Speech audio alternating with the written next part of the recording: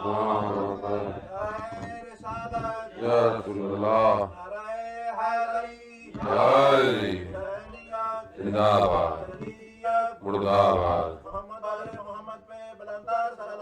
اللہم صلی علی محمد و آل محمد وعجل برکاتہ۔ ایک سورہ فاتحہ 3 دفعہ سورہ توحید پڑھ کر تمام مومنین مومنات معلومین تمام علماء تمام شہداء خاص طور پر شہید سید حسن نصر اللہ شہید حسین حسینی استاد شہید شفت جعفر آرہ جناح کے شہداء کی روح کو پڑھ کر بخش دے۔ بسم اللہ الرحمن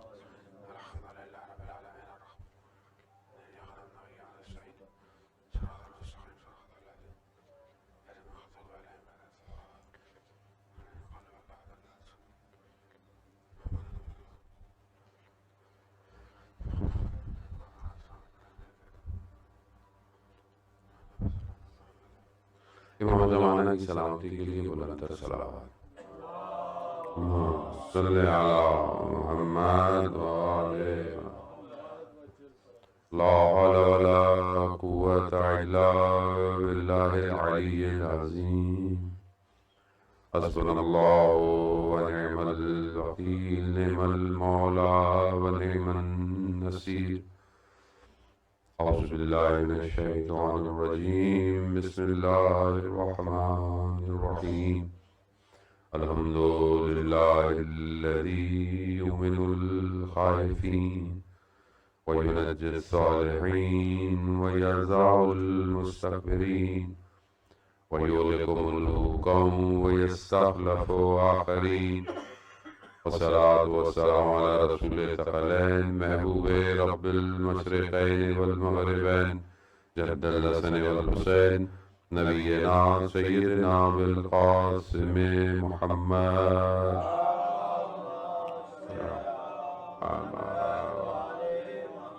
وعلى آلہ الطیبین الطاہرین المعصومین لا سیما بقیت اللہ بالارضین روحی وارواحنا للتراب مقدم الفداء ولعنت اللہ علی اعدائهم اجمعین۔ بسم اللہ الرحمن الرحیم۔ رب اشرح لی صدری ویسر لی امری واحلل عقدۃ من لسانی یفقهوا قولی۔ اما بعد فقد قال اللہ سبحانہ وتعالی فی کتاب الحکیم والقرآن المجید وما خلقت الجن والانس الا ليعبدون۔ صلوات محمد۔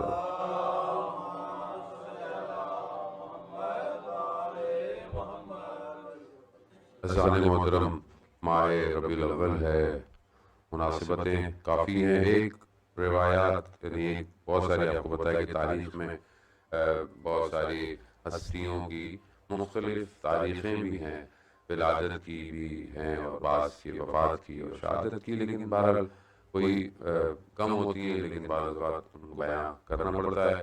ایک تاریخ ان ایام جو ہیں وہ جناب ابو طالب کے وفات کی بھی ایک روز سے ہوتی ہے بات۔ ویسے تو ماہ رجب کی جو ڈیٹ ہے وہ بہت زیادہ اتھینٹک ہے انہی دنوں میں، لیکن بہرحال ایک تاریخ باقی اس سے جو ہے وہ یہ ایام جو ہیں وہ ان کی وفات کے بھی ہیں۔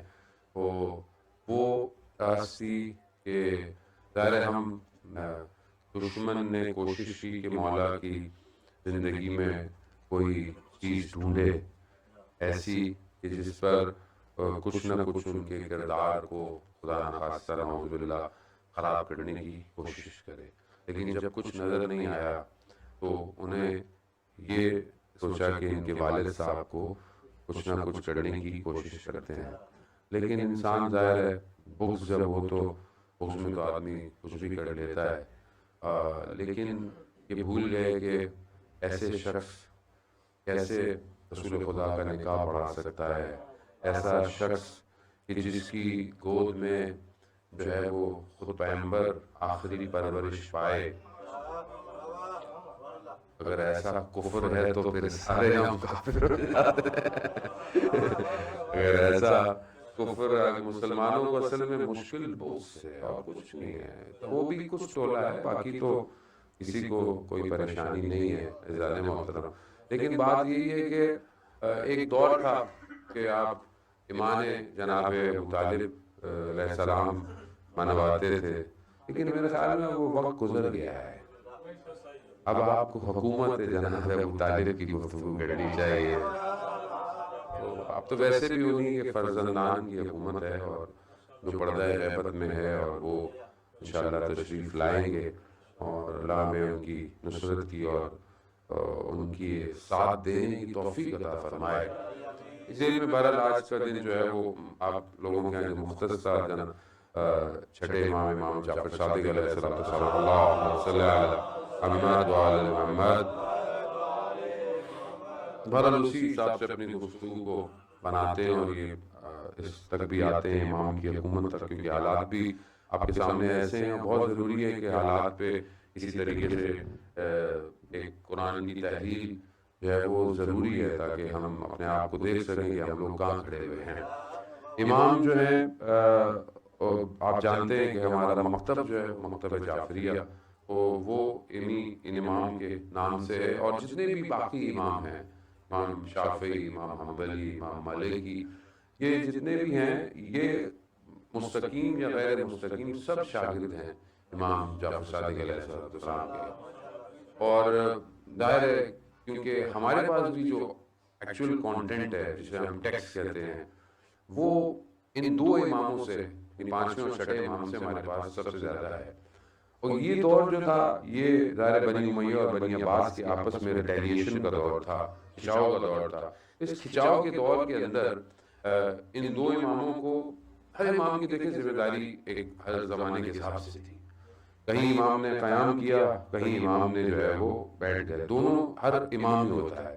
اب ان اماموں کی جو اللہ نے اس کے دور میں ذمہ داری تھی، وہ اس علوم آل محمد کی پرچار کرنا تھا، اور وہ ان کو موقع ملا. ایسا نہیں تھا بعض اوقات ہم کہتے ہیں امام کے شاگرد تھے جی، یونیورسٹی تھی، ایسا بالکل نہیں تھا کہ جی اس طرح بیٹھے ہوتے تھے. نا، سختیاں اس زمانے میں بھی تھی، بہت سختیاں تھیں، جاسوس بہت زیادہ ہوتے تھے، لیکن اس کے باوجود انہوں نے اس طریقے سے اپنے شاگردوں کی تربیت کی اور لوگوں تک اپنے اس علم کو پہنچایا. آلموسٹ 50,000 ٹیکسٹ ہے ہمارے پاس، 50,000 روایات ہیں ان خاص طور پر ان دو اماموں سے، جو ہماری جو معتبر کتابیں ہیں، کتاب اربع وہ جو ہیں، اور اس میں خاص طور پر اصول کافی جو ہے، وہ اصول کافی کی ایک روایت سے ابتدا کرتے ہیں.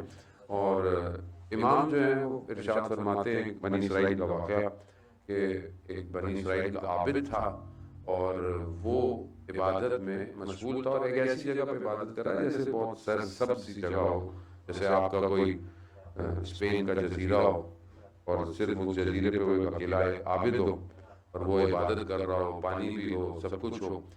تو ایک فرشتے کا گزر ہوا، فرشتے نے دیکھا کہ بڑی عبادت ہو رہی ہے اچھی. اس نے خدا سے کہا پروردگار اتنا عابد ہے کہ اس کو جزا کیا ملے گی؟ تو وہ اللہ نے کہا کہ جاؤ خود پوچھ لو اس سے، جو اس کی خواہش ہوگی وہی اس کی جزا ہوگی، جو اس کی آرزو ہوگی وہی اس کی جزا. بندہ فرشتہ انسان کی صورت میں آیا، ہاں میں نے بھی عبادت کرنی ہے، وہ بھی عبادت کرنے آیا، عبادت کی اس نے، اور عبادت کی، اور اگلے دن اس کو بولا کہ بھائی اللہ نے اتنی آپ کو دی اور آپ اتنی بندگی کرتے ہیں، اب یہ جو آپ بندگی کر رہے ہیں اس کے بدلے میں آپ کو کیا چاہیے؟ تو اس نے کہا نہیں مجھے کچھ نہیں چاہیے. کہا نہیں بہرحال اتنی آپ عبادت کر رہے ہیں، کچھ تو آپ کو چاہیے ہوگا. تو اس نے کہا کہ اتنی ہریالی ہے، اتنا سبزہ ہے، اگر خدا ایک گدھا بھیج دیتا تو اس سبزے کو کھا جاتا کتنا اچھا ہوتا. تو وہ فرشتہ جو ہے وہ چلا گیا واپس.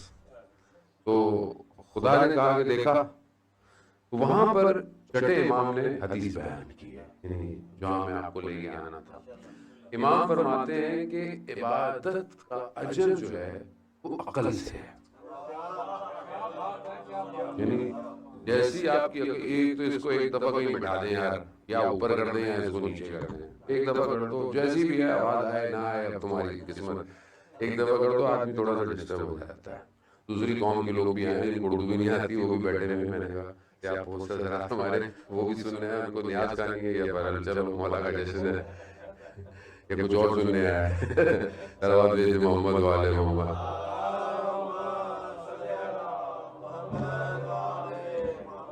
تو اب یہ ہمارے لیے ضروری ہے کہ ہم عبادتیں جو کر رہے ہیں، عبادت سب بھی عبادت ہے نا، عبادت صرف نماز روزہ تو نہیں ہے، ہر چیز عبادت ہے، عزاداری بھی عبادت ہے، ماتم بھی کرنا عبادت ہے، لیکن عقل جتنی ہوگی اجر اتنا ہوگا۔ اب آپ ایک چیز کیے جائیں لیکن انسان کی عقل رشد نہ کرے، اور اس کی عقل اگر رشد نہیں کرتی ہے تو ظاہر ہے وہ پھر عبادت کا جو اس کو اجر ملنا ہے بس وہ ٹکرے ملنی ہے اس کو۔ تو یہ بہت ضروری، اور اس سے آپ دیکھیں اصول کافی کے اندر جو ہمارا پہلا چیپٹر ہے، پہلا چیپٹر جو ہے اصول کافی میں، وہ اس کا جو عنوان ہے وہ کیا ہے؟ عقل اور جہل۔ پہلا چیپٹر، اب جس قوم کا پہلا چیپٹر ہی کتاب کا ایک امپورٹنٹ بک کا عقل ہو تو اس قوم میں عقل کتنی زیادہ ہونی چاہیے، اور یہ عقل رشد کرنا، جیسے میں نے کل آپ کو بتایا کہ اخلاق اچھا ہونا عقل کو رشد دیتا ہے، اس طرح کچھ چیزیں ہیں۔ اور امام چھٹے امام کی ایک اور حدیث ہے جو انہوں نے شیعوں کے لیے بیان کی ہے، شیعوں کے اندر وہ کچھ کوالٹیز چاہتے ہیں کہ ہمارے شیعہ میں یہ کوالٹی ہونی چاہیے۔ ان کوالٹیز میں سے پہلی کوالٹی امام نے بیان کی ہے، 8 کوالٹیز ہیں، ان میں پہلی کوالٹی جو بیان کی ہے وہ عقل ہے، یعنی عقل ان کے اندر ہونا بہت ضروری ہے۔ عقل جو ہے وہ ادراک کرتی ہے، عقل، جذبات امپورٹنٹ ہے، جذبات ضروری ہیں، لیکن صرف جذبات انسان کو رشد نہیں دے سکتے۔ اگر انسان صرف جذباتی ہو، سوچ نہ پائے، درک نہ پر تحلیل نہ کر پائے واقعے کو، حادثے کو، آپ کی زندگی میں ہونے والے حادثے ہیں، آپ کی زندگی میں ہونے والی چیزیں انسیڈنٹ ہے، اگر آپ صرف جذبات سے کریں تو آپ تو ختم ہو جائیں۔ کوئی چیز آپ کی کھو جائے، کوئی آپ کا دنیا سے چلا جائے، آپ جذبات پہ اگر ہوں تو آپ تو زندہ ہی نہ رہیں۔ لیکن انسان اگر عقلی تحلیل پہ جائے گا تو خدا کی معاملات کو اور ان ادراکات کو سمجھ پائے گا جس کے لیے پروردگار نے کائنات کو خلق کیا۔ قرآن کہانا علم ترا کیفا، علم ترا کیفا، یہ قرآن کس طرح کہہ رہا ہے؟ وما، اور تم نہیں دیکھ رہے ہو اور تم درک نہیں کرتے ہو، وما ادراک ما، وہ قرآن دعوت دے رہا ہے کہ آپ درک کریں چیزوں کو، آپ اپنی عقل کی مشینری کو ایکٹیویٹ کریں۔ اور یہ جو عقل ہے، یہ عقل، یہ جو سافٹ ویئر ہے یعنی ہارڈ ویئر ہے جو اللہ نے مغز دیا ہوا ہے انسان کا، یہ بھی امپورٹنٹ ہے، ظاہر ہے اس کے اندر بھی نیورو سرجن جو ہے وہ ساری چیزیں، وینز ہیں اس میں بھی، شارٹ میموری ہے، لانگ میموری ہے، چیزیں اس میں بھی ڈسٹرب ہو جائیں انسان کا حافظہ شارٹ ہو جاتا ہے، لیکن یہ عقل اس سافٹ ویئر عقل کے ساتھ اٹیچڈ ہے، کیونکہ بہت ساری چیزیں جو ہیں وہ آپ کے ذہن میں آ سکتی ہیں، خارج میں نہیں آ سکتی، باہر نہیں آ سکتی۔ وہاں پر مطلب آپ عقل میں سوچنا چاہیں ایک باغ ہو، مثلا باغ ہے، باغ میں نہریں بہ رہی ہیں، درخت بہ رہا ہے، بننے کو کتنی دیر لگی آپ کو؟ لیکن اگر آپ اسی باغ کو باہر بنانے کی کوشش کریں سالوں لگ جائیں گے۔ کیوں؟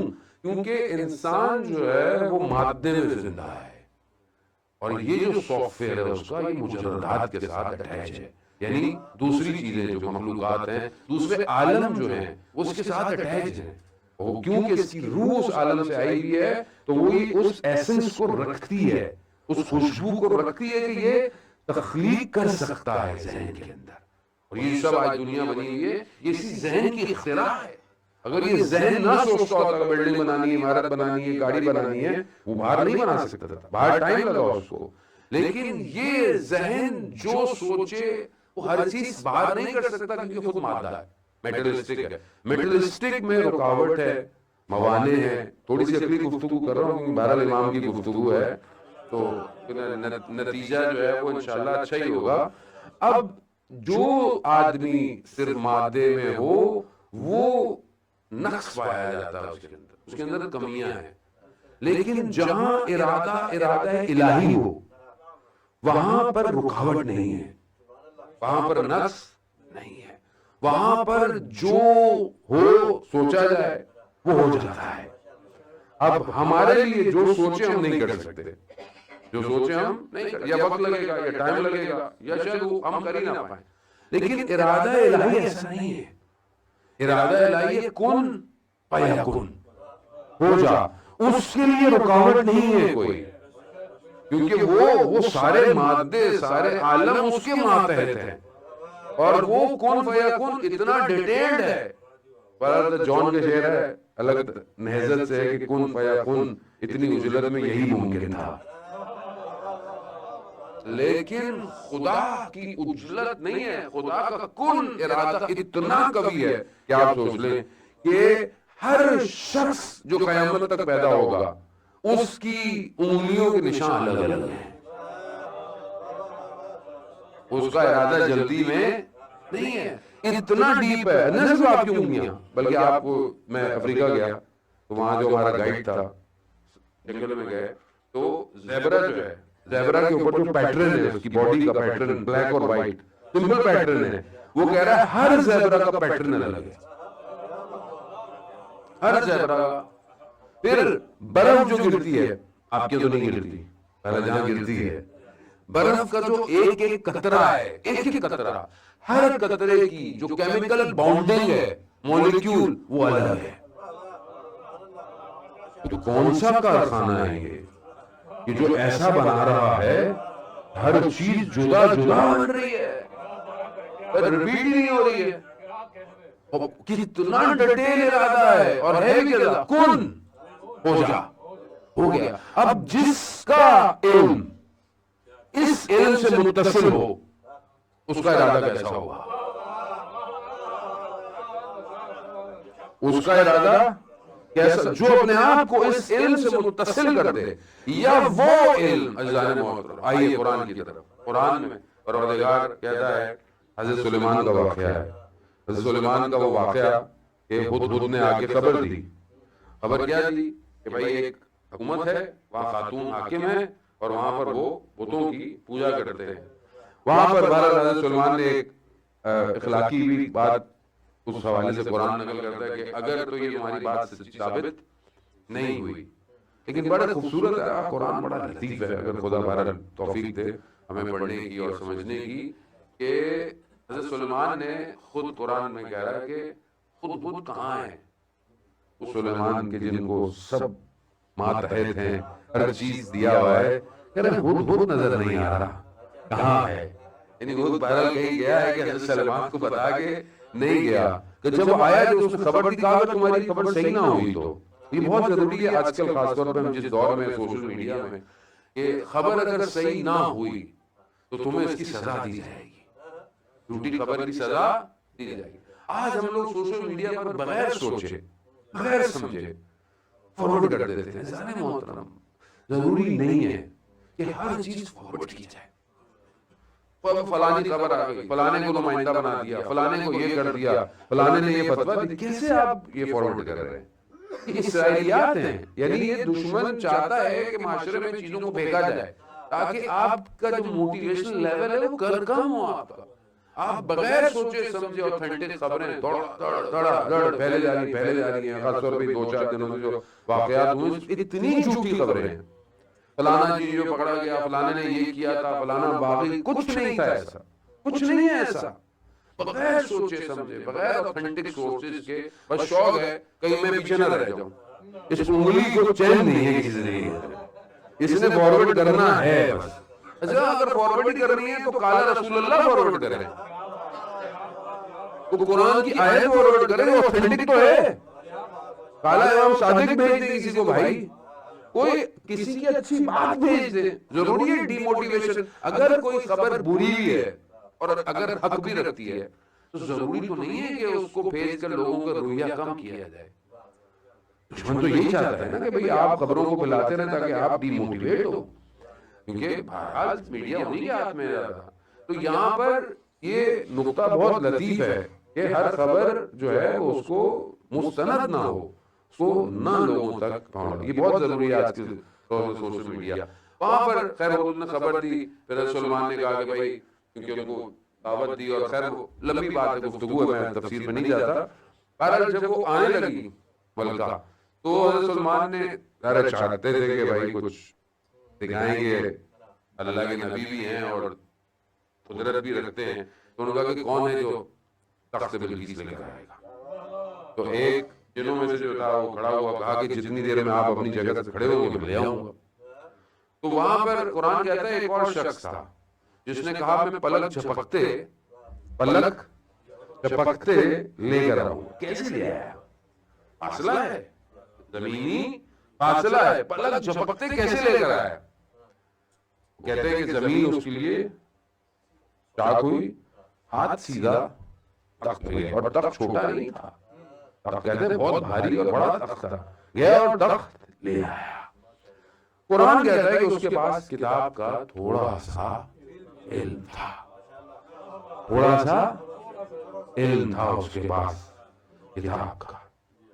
اب یہ جو کتاب کا علم اس کے پاس تھا یہ کیا تھا؟ راوی چھٹے امام کی خدمت میں بیٹھا ہوا ہے، اللہم صلی علی محمد وعلی محمد۔ امام سے پوچھا کہ مولا یہ کون سا علم تھا؟ یہ جو علم قرآن کہہ رہا ہے کہ اس کے بعد کتاب کا تھوڑا سا علم تھا، امام فرماتے ہیں کہ اس کے پاس جو علم تھا وہ قطرہ تھا، ہم اس علم کا سمندر ہیں۔ اب یہ علم کیا ہے؟ وہ علم اصل میں ارادہ الہی ہے، جو اس سے متصل ہوتا ہے اس کے لیے مادہ رکاوٹ نہیں ہے۔ یہاں پلک جھپکی ہے، یہاں ہاتھ گیا ہے، یہاں تخت آ گیا، یعنی کیا اصل رکاوٹ نہیں تھی کوئی چیز۔ جو چیز ہمارے لیے رکاوٹ ہے وہ ارادہ الہی، علم الہی میں رکاوٹ نہیں ہے، بس یہی ہے جانے موت۔ اب جس کو یہ خود علم دے دے، جس کو اب یہ علم دے دے، ان کے لیے بھی کوئی رکاوٹ نہیں ہے۔ اسی طرح جابر بن جوفی امام کا جو ہے وہ صحابی ہے، کوفہ میں ہے، شخص راوی جو بیان کرتا ہے کہتا ہے میں نے جابر سے کہا جابر میرا دل چاہ رہا ہے میں امام کی زیارت کروں۔ امام کہاں ہے؟ امام مدینہ میں ہے، خود کہاں ہے؟ کوفہ میں۔ جابر نے بولا چلو آؤ کوفہ سے باہر چلو، کوفہ سے باہر نکلے، کہا آنکھیں بند کرو، ہاتھ پہ ہاتھ رکھو، اگلا قدم اٹھایا تو مدینہ کوچہ بنی ہاشم میں کھڑے ہوئے۔ اب جسے یہ علم دے دیں ان کے لیے کوئی چیز رکاوٹ، میں چاہ رہا تھا کہ آپ کو عقلی اور علمی دلیل سے یہاں تک لے آؤں کہ یہ ناممکن نہیں ہے، یہ ناممکن یا یہ داستانیں یا یہ فیری ٹیل نہیں ہے۔ عقل دراک کرتی ہے کہ جب علم ارادہ اتنا قوی ہو جائے اور آپ کی روح اتنی بلند ہو جائے تو مادہ آپ کے لیے رکاوٹ نہیں ہے۔ بھائی دیکھیں، بہرحال ایک عالم دین سے حرم سید الشہداء میں ایک طالب علم میں یہ سوال پوچھا کہ یہ کیسے بدن اتنی تیزی سے دوسری جگہ جا سکتا ہے، کیسے جا سکتا ہے؟ تو انہوں نے کہا کاغذ لاؤ، انہوں نے کاغذ کو موڑا، کاغذ کو پھینکا، کاغذ کتنی دور جائے گا؟ میں یہاں سے ٹیشو پیپر کو موڑوں کتنی دور یہاں تک جائے گا، گر جائے گا۔ پھر انہوں نے کہا پتھر لاؤ، پتھر اوپر کاغذ، پھر انہوں نے پھینکا، کہاں تک جائے گا؟ دور تک جائے گا۔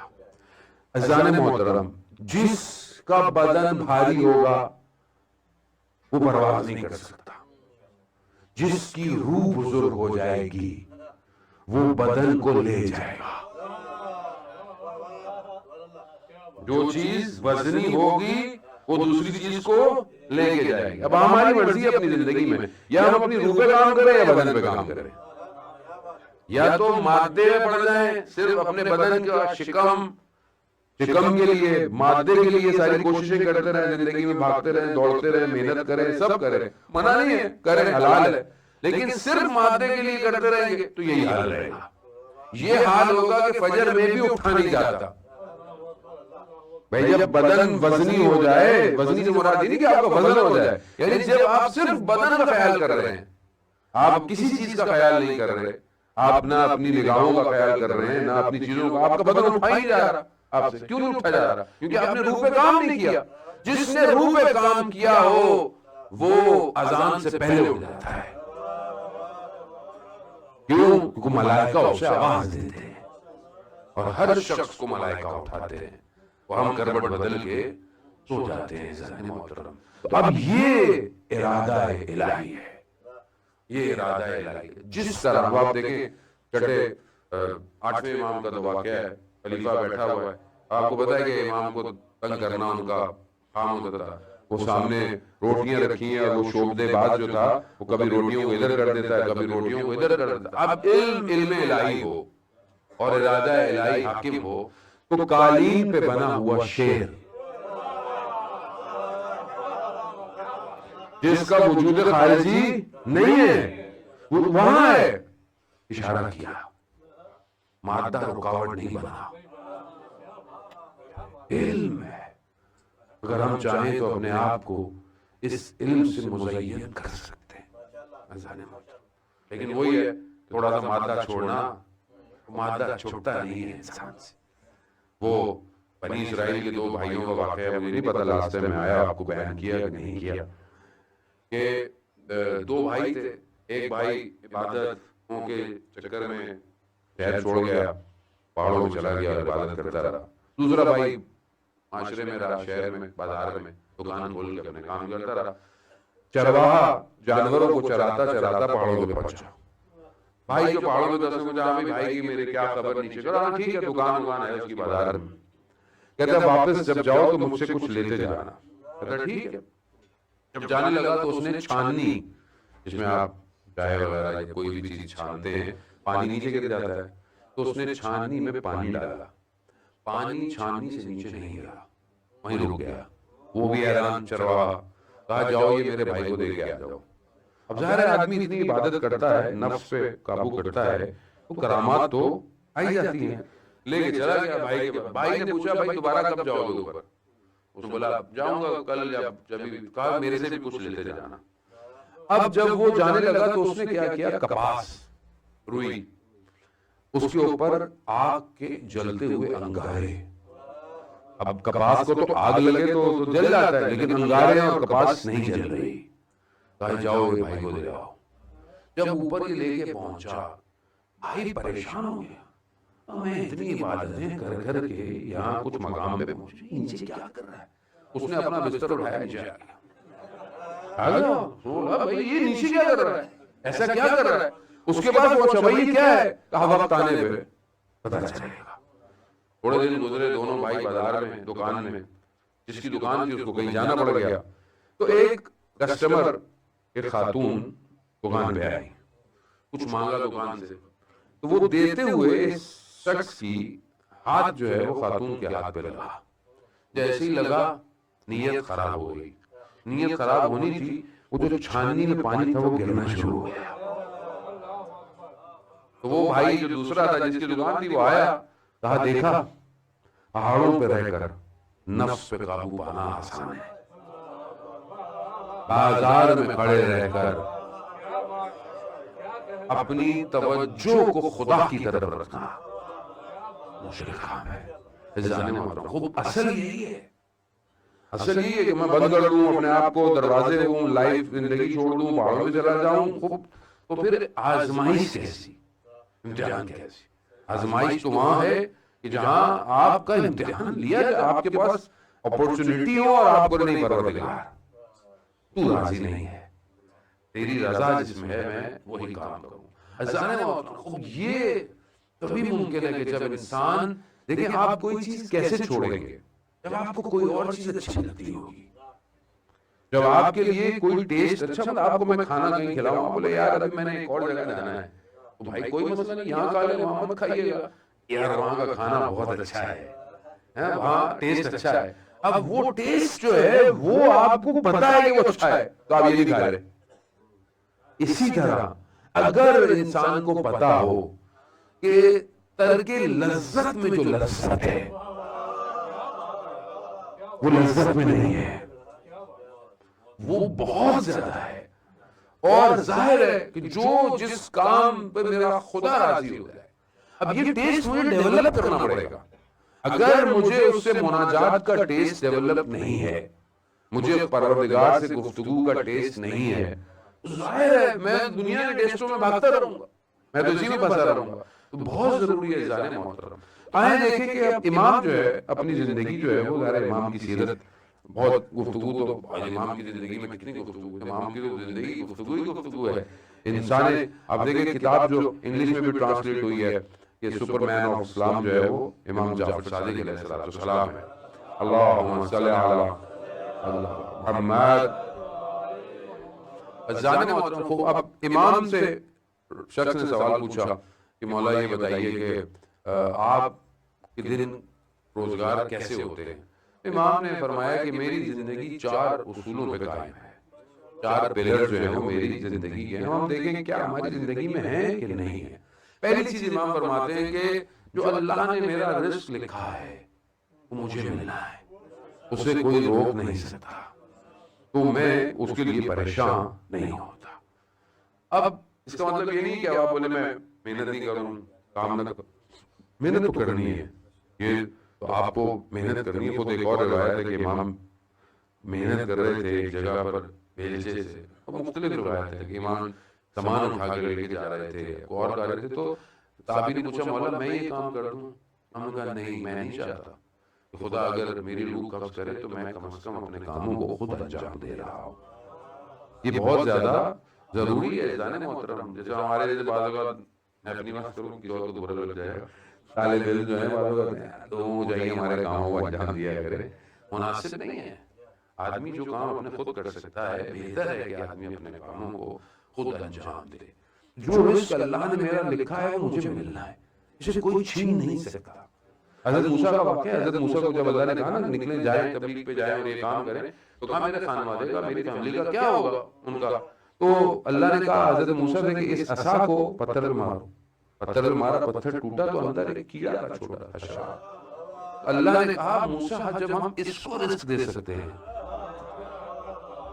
آپ کے گھر والوں کو بھی دے سکتے ہیں، اب یہ ہمیں ایمان ہمارا کہ محنت کرنے میں نکلوں، روزی اللہ نے دینی ہے، یہ خدا دیتا ہے۔ دوسری چیز امام فرماتے ہیں کہ ہر شخص کی کوئی نہ کوئی ذمہ داری اور اس کا وظیفہ، اس کی ڈیوٹی ہے، تو جو اللہ نے میرے سے لکھی ہے وہ میں نہیں انجام دینی، کوئی اور انجام نہیں دے گا۔ تو یہ ہم سب ہمارے لیے ہے، کوئی نہ کوئی as a community member, society member, as a Pakistani, as a چاہے آپ یہاں پہ رہتے ہیں اسپینش ہوتے ہوئے، آپ کی کوئی نہ کوئی ایک ذمہ داری ہے، ایک ہیومن ذمہ داری بھی ہے، گھر میں ایک ذمہ داری ہے، باپ ہوتے ہوئے، بیٹا ہوتے ہوئے، بھائی ہوتے ہوئے، ہر شخص ہوتے ہوئے، شوہر ہوتے ہوئے، ایک ذمہ داری ہے۔ جس جگہ آپ جاب کرتے ہیں آپ کو ڈیوٹی دی ہے اس نے، وہ آپ ہی نے انجام دینی ہے۔ تو اسی طرح انسان اگر اپنے آپ کو تھوڑا سا اور اوپر کرے تو ایک وجود کے ہوتے ہوئے بھی ایک انسان کی ذمہ داری ہے، اور وہ ذمہ داری آپ نے ہی انجام دینی ہے، کوئی اور انجام، تو وہ میں کہتا ہوں میں اپنی ذمہ داری کو انجام دیتا ہوں۔ تیسری چیز امام فرماتے ہیں کہ موت جو ہے وہ آنی ہے، نہ وہ یہ دیکھ کر آئے گی نہ وہ بتا کے آئے گی، تو میں اس کے لیے تیار رہتا ہوں۔ تو آیا ہم اپنی موت کے لیے تیار رہتے ہیں یا نہیں؟ کسی کو بھی نہیں پتا موت کا دن معین ہے، نہ وہ پوچھے گی نہ وہ بتائے گی کہ کب اس نے آنا ہے۔ اس کے لیے تیار رہنا انسان کی ہر چیز کو بہتر کر دیتا ہے۔ گفتگو بہت ہے، اس کرنے کے لیے میں آگے نکلتا ہوں۔ چوتھی چیز امام فرماتے ہیں کہ جو میری زندگی کا پلر ہے، اصول ہے، وہ یہ ہے کہ خدا میرے اعمال پر ناظر بھی ہے اور شاہد بھی ہے، یعنی دیکھ بھی رہا ہے اور گواہ بھی ہے۔ ایک تو آدمی نے دیکھ رہا ہے، ایک تو بہت سے لوگ رہے، لیکن گواہی بھی وہ دے، اس دن گواہ بھی ہوگا۔ تو اسی لیے فرماتے ہیں کہ میں اپنے اعمال کی حفاظت خود کرتا ہوں۔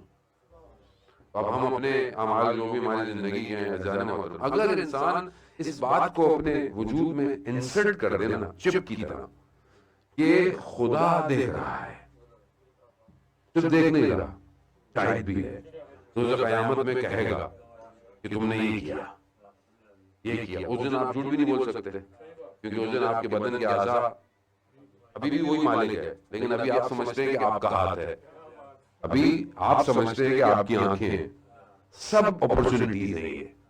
یہ سب اللہ نے آپ کو اپرچونٹی دی ہوئی ہے کہ آپ اس سے استعمال کریں۔ اب اگر آپ نے صحیح استعمال کیا تو دنیا میں خیر اور آخرت، اور اگر غلط کیا تو قیامت میں جواب یہ خود دیں گے کہ اس نے کروایا تھا۔ آپ یہ نہیں کہہ سکتے کہ ہاتھ الگ تھا۔ ابھی آپ کا ہاتھ خدا نہ خواستہ کسی کا ہاتھ کٹ جائے، بازو کٹ جائے، کیا وہ شخص ختم ہو جاتا ہے؟ نہیں۔ اس کا مطلب ہے وجود الگ ہے، میں الگ ہوں۔ یہ اگر انسان کو سمجھ میں آ جائے تو اس کی حفاظت کرے گا، کیونکہ قیامت میں آپ کو اس کا جواب دینا ہے۔ یہ اصول عزیزان محترم امام کی زندگی کے اصول ہیں۔ اب اسی طرح امام کا ایک غلام ہے، اور خراسان سے کوئی شخص آتا ہے اور وہ غلام سے کہتا ہے کہ جو تم امام کی نوکری کرتے ہو، نوکری ہمیں دے دو، اس کے بدلے میں وہاں تمہیں باغ دیتے ہیں، گھر دیتے ہیں، چیزیں دیتے ہیں۔ اس نے بولا کہ سودا برا نہیں ہے، اتنی چیزیں مل رہی ہیں۔ امام کے پاس آیا، امام سے بولا کہ مولا ایسے ایسے ہے۔ امام نے کہا تمہاری مرضی ہے، اگر تمہیں لگتا ہے تو ٹھیک ہے۔ جانے لگا تو امام نے کہا رکو میری بات سنو، حاجی مولا کہا دیکھو جو دنیا میں ہمارے قریب ہے اتنا اتنا ہی وہ آخرت میں ہمارے قریب ہوگا. تو اب یہ ہے کہ یہ قربت جو ہے وہ بہت ضروری ہے. جانے محترم مجھے نہیں پتا وقت جو ہے وہ آج مجھے بولا تھا کہ تھوڑا جلدی ختم کر دیجیے گا کہ شاید جانا بھی ہے اور ویک ڈیز بھی ہے. تو جانے محترم لیکن بہرحال میں یہاں بہت تیزی سے اپنی گفتگو کو سلائڈ کرتا ہوں کہ قرآن جو ہے کیونکہ امام کی قربت کی بات ہے. ہماری قربت ہمارے اپنے امام سے کتنی ہے, ہم اپنے امام کو کتنا یاد کرتے ہیں, یہ بہت ضروری ہے. جانے محترم ہم سے مدینہ مکہ کربلا کا سوال نہیں کیا جائے گا, ہم سے آج کے دور کا سوال کیا جائے گا. اور یقیناً انسان, میں تو اپنے آپ کو شرمندہ دیتا ہوں, بہت پریشان ہوتا ہوں کہ مجھ سے جو سوال کیا جائے گا میں اس کا جواب امام کے کیا دوں گا. یہ جو قرآن سورہ یوسف کے اندر گفتگو کر رہا ہے کہ ایک تو اللہ اور اللہ کے نبی کے معاملات اپنے ہوتے ہیں. حضرت یوسف زندان میں چلے گئے اور زندان میں انہیں شخص نے, دو لوگوں نے خواب دیکھا, خواب کی تعبیر بتائی کہ لٹکا دیے جاؤ گے. ایک کو کہا تم بادشاہ کے ملازم ہو جاؤ گے. جب وہ دوسرا جانے لگا تو حضرت یوسف نے اسے کہا کہ جب بادشاہ کے پاس جانا تو مجھے یاد رکھنا, یعنی کہنا کہ ایک شخص بھی زندان میں ہے. اللہ اور اللہ کے جو ولی ہوتے ہیں ان کے معاملات الگ ہوتے ہیں. وہاں محرم والی گفتگو ہوتی ہے. خدا کو پسند نہیں ہے کہ کوئی اس کا کسی اور سے مانگے, خدا کو پسند نہیں ہے. حضرت یوسف نے جب اسے یہ کہا نا کہ یاد رکھنا, تو وہاں اللہ نے اپنے نبی سے 7 سال زندان کے بڑھا دیے. کہا یوسف ہم نے تمہیں کنویں سے باہر نکالا, ہم نے 7 بند دروازوں کو کھولا, اس کی کیا ضرورت تھی. 7 سال زندان بڑھ گیا. اب دیکھیں ایسا نہیں ہے کہ اللہ کا اپنا پلان ہے, اللہ کے ولی کے لیے اللہ کا پلان ہے. اب جب خدا نے نکالنا تھا تو کیا کیا خدا نے, بہت میں یقین کریں کہ یہ ہمارا کوئی نہیں, علماء کمال ہے تو ایسی ترجمہ کرنے والے سے طالب علم ہے, یہ مت سمجھیے گا کہ ہم کو بہت بہترین پڑھنے والے. کیا لطیف قرآن ہے, اور یہ بہت ضروری ہے آج کے زمانے میں. ایمان جب تک اسٹرانگ نہ ہو کوئی کام نہیں ہو سکتا, کچھ بھی نہیں ہو سکتا. اب آپ دیکھیں کہ اللہ نے جب اپنے ولی کو نکالنا تھا تو کیا کیا, خواب دکھایا اس کو, بادشاہ کو, پھر گائیں دکھائیں اس کو, کمزور دکھائیں, فلانی دکھائیں کہ جو اس کو کہا رہی ہیں. اب وہ اٹھا پریشان ہو گیا, اس کی تعبیر کون بتایا. پوری مملکت میں کوئی تعبیر نہیں بتا پایا. پھر اس کو ذہن میں آیا, کس نے دیا, خدا نے اس کے ذہن میں ڈلوایا کہ زندان میں ایک شخص ہے جو تعبیر بتاتا ہے. پھر وہ آیا, پھر تعبیر. اب آپ اس پہ بڑا کرم دیکھیں نا کہ جو اللہ کے نبی نے تعبیر بتائی, تعبیر کیا تھی, جو تعبیر بتائی کہ 7 سال گندم ہوگی, بہترین ہوگی, خوشحالی ہوگی, 7 سال خشک سالی ہوگی, یعنی کہتی پڑ جائے گی. یہ تعبیر بتائی. اب جو نبی نے تعبیر بتائی اللہ نے کائنات کا نظام ویسی کر دیا. جو تعبیر نبی بتا رہا ہے 7 سال سب ہوگا, بارش ہوگی, گندم نکلے گی. 7 سال اب یہ کیا گندم نکلنا, بارش نکلنا کیسے ہوتا ہے, کوئی چمچ جلانا ہے. آب و ہوا ہوگی, پوری سسٹم چینج ہو جائے گا, گندم نکلے گی زمین سے جاری. 7 سال کہتی ہوگی, یعنی بادل ہی نہیں آئیں گے, کچھ بھی نہیں آئے گا. جو نبی نے بولا کائنات کا سسٹم ویسی ہو گیا. پھر اللہ نے اور پھر یہ بھی کہا کہ اگر کہتی کہ 7 سالوں کو بچانا ہے تو اللہ کے ولی کی بات ماننی پڑے گی. جانے محترم 7 سال وہ جو تھے خوشحالی کے, وہ ہمارے ختم ہونے والے ہیں. 7 سال خشک سالی کے شروع ہو گئے. ابھی بھی اللہ کے ولی یہی کہتے ہیں کہ ہم بھی اسی دور سے گزر رہے ہیں. اب آپ بولیں گے یہ سختی کیوں ہے, سختی کیوں ہے. اللہ کی مرضی, اللہ نہ دیتا, کہتی نہ ہوتی, بارش نہ ہو, گندم نہ نکلے, اللہ چاہتا تو سب بہتر کر سکتا تھا. نہیں, قرآن کہتا ہے کہ اگر یہ کہتی نہیں ہوتی تو حضرت یوسف کے بھائی کبھی بھی مصر نہیں آتے، اور یہ نہیں آتے تو یعقوب کو یوسف نہ ملتا۔ بہت ضروری ہے، تو یہ قحطی ضروری ہے، لیکن اس میں ایمان کی جو حفاظت کرے گا وہی یوسف زہرا تک پہنچے گا۔ وہ دور وہی دور ہے، اس میں اپنے ایمان کی حفاظت کریں تاکہ اس دور میں ہم بھی جناب یعقوب کی سیرت پہ چلتے ہوئے اپنے زمانے کے ولی کو دیکھ سکیں۔ اور یہ بہت ضروری ہے، کیونکہ یہاں ولی تبھی ملے گا جب آپ امتحانوں سے گزریں گے۔ راوی بیان کرتا ہے کہ ہم چھٹے امام کی خدمت میں آئے، دیکھا رو رہے ہیں، گریا کر رہے ہیں۔ جب وہ رو کر خاموش ہوئے تو ہم نے پوچھا مولا کیا بات ہے، خیریت ہے، کچھ ہو گیا؟ کہا نہیں، مجھے آخری زمانہ جو ہے وہ نظر آیا کہ اللہ کا ولی غیبت میں ہوگا اور لوگ اس طرح اس کا انتظار فرمائیں گے۔ کاش میں بھی اس دور میں ہوتا، میں بھی آخری کے لیے یہ کام کرتا۔ نہیں، ہر ولی آخری کے انتظار میں ہے۔ آج دنیا کو عدالت وہی دے سکتا ہے۔ ہم سب کہیں نہ کہیں مشکلات میں پھنسے ہوئے ہیں، دعا کریں کہ جب وہ ظہور فرمائیں تو ہم اس قابل ہوں کہ اپنی چیزوں کو چھوڑ سکیں۔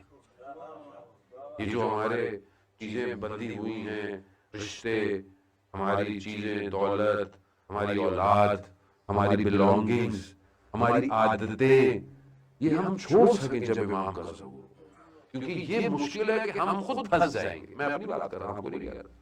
کوئی نہ کوئی میری غلط عادت مجھے پھنسا دے گی، کوئی نہ کوئی غلط بات میری پھنسا دے گی، کوئی نہ کوئی میری کہیں نہ کوئی میری خواہش کہیں میرے رکاوٹ نہ آ جائے اور اللہ کا ولی اکیلا رہ جائے۔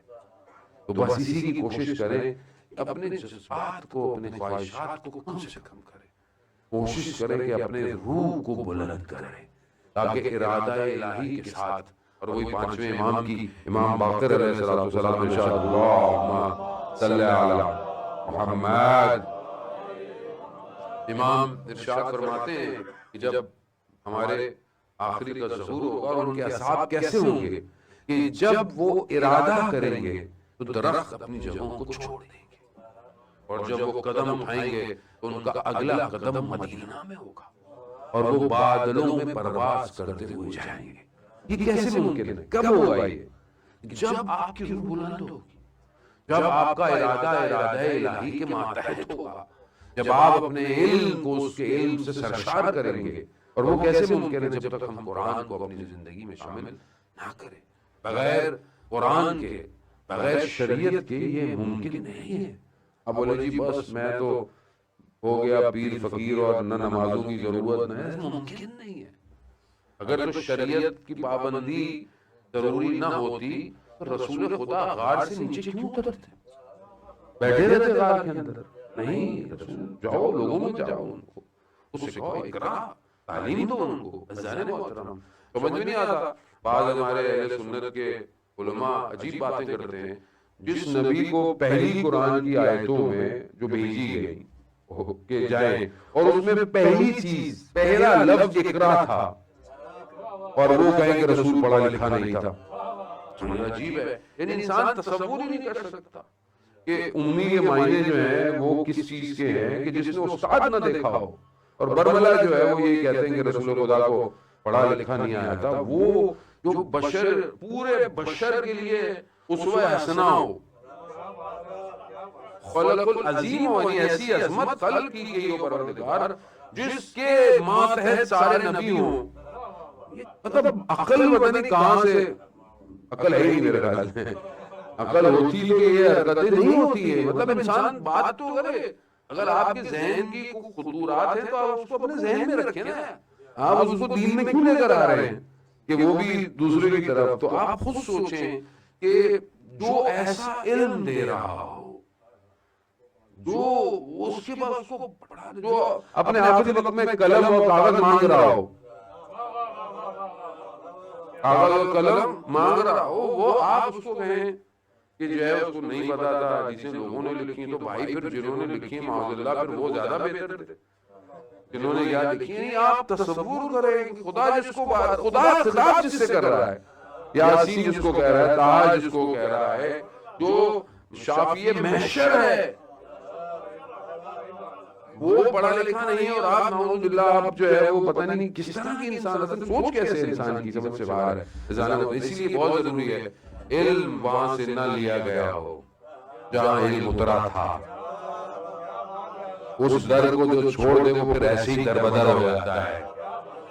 اسی لیے مادن الرسالہ مختلف الملائکہ یہی گھر تھا، یہی گھرانا تھا۔ اب جو اس کو چھوڑ دے گا تو پھر آپ کو پتہ پھر ایسی باتیں تو وہ کرے گا اور وہ پھر ہوتی رہیں گی۔ خدا بہرحال ہم سب کو ہدایت دے اور ہدایت پہ قائم رکھے، اور ہمارا خاتمہ بالخیر ہونا چاہیے، کیونکہ آج کا دور ایسا ہے کہ صبح ایمان کے ساتھ نکلو، واپس آؤ ایمان فارغ ہے، اور دور ایسے ہی ہے۔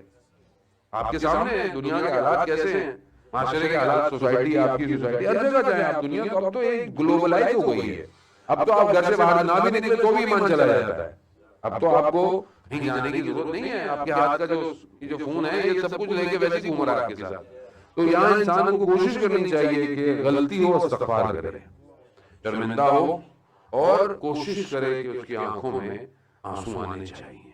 یہ بہت ضروری ہے، ورنہ خشک اگر اندر سخت ہو گیا پھر بڑا مشکل ہے، اس کو ٹوٹنا بہت ضروری ہے۔ اور اگر آپ کی زندگی میں مشکلات آ رہی ہیں، پریشانیاں آ رہی ہیں، اور آپ اللہ کے دروازے کی طرف آ رہے ہیں، آپ اپنے آپ کو خوش قسمت سمجھیں۔ آج کے دور میں اس کا مطلب ہے خدا نے آپ کو اکیلا نہیں چھوڑا۔ خدا وہ مشہور ہے نا، لیلا اور مجنون، لائن میں سب کھڑے ہوئے، لیلا ان کے جاموں میں پانی بھر رہی ہے، سب اپنے اپنے ظرف لے کے کھڑے ہوئے، جیسے ہی مجنون کی باری آئی اس نے اس کا ظرف توڑ دیا، تو وہ مجنون کیا کہتا ہے کہ میرے میں کوئی بات تھی، ابھی تو لیلا نے میرا برتن توڑا ہے، تو اگر خدا آپ کا دل توڑ رہا ہے تو آپ میں کچھ ہے،